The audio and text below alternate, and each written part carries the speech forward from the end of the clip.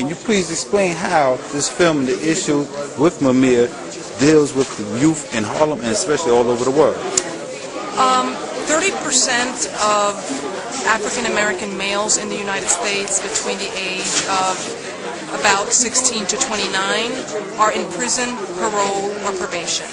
And all of the violations in Mamiya's case, prosecutorial misconduct, the tampering with evidence on the part of the police to obtain a conviction, judicial bias, discrimination in jury selection, those are the issues that are responsible single-handedly for the incarceration of so many young African American males in this country.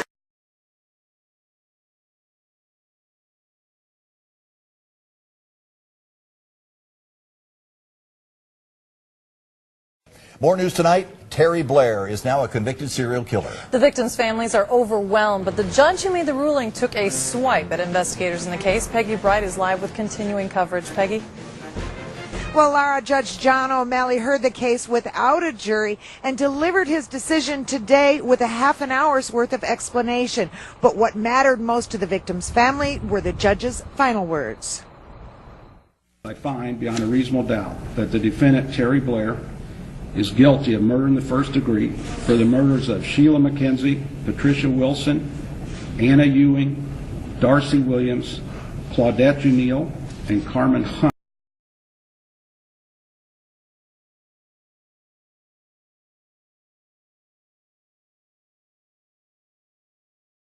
LA's most prolific serial killer may have been caught. Cops arrested 72-year-old John Floyd Thomas Jr. based on new DNA evidence. They suspect Thomas is the infamous West Side rapist who raped and killed 30 women in the 1970s and 80s. That number could grow as cops reopen cases as far back as the 1950s. The murder victims in all cases under review were older white women, most of them lower-income widows living alone.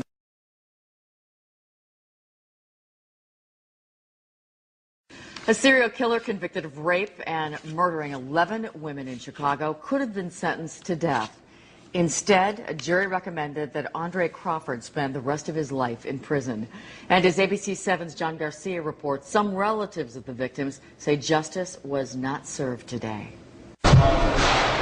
Shortly after hearing the verdict, family members of the 11 victims held hands and prayed outside the courtroom.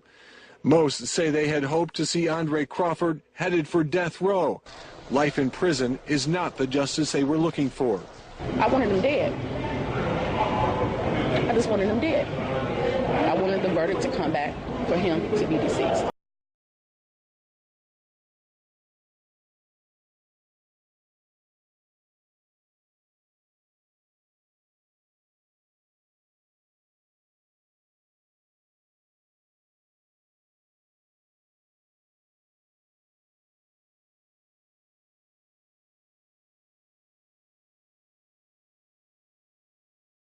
When you got angry with the prosecutor, you said, "You're a drop shot."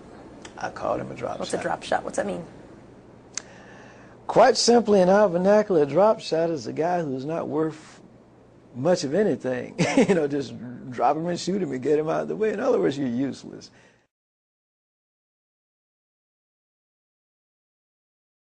Immediately he started attacking. He came out of the chute like a bull. When he said, you want the real Wayne Williams, you've got him. Yeah, I think all of us, the jury, understood that, yeah.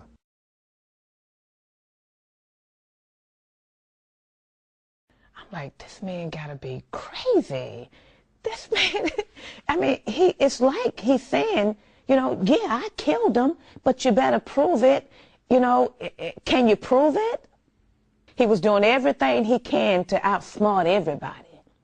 And it was like, I did it, but can you prove I did it?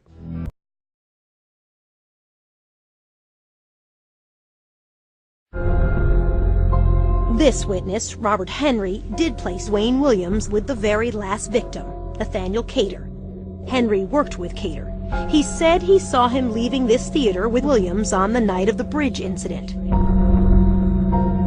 Henry has no doubt, even today, about what he saw. We were holding hands, you know, like male and female. Well, if you're holding hand with one of my co-workers and both of you are males, what am I supposed to do? Turn my head?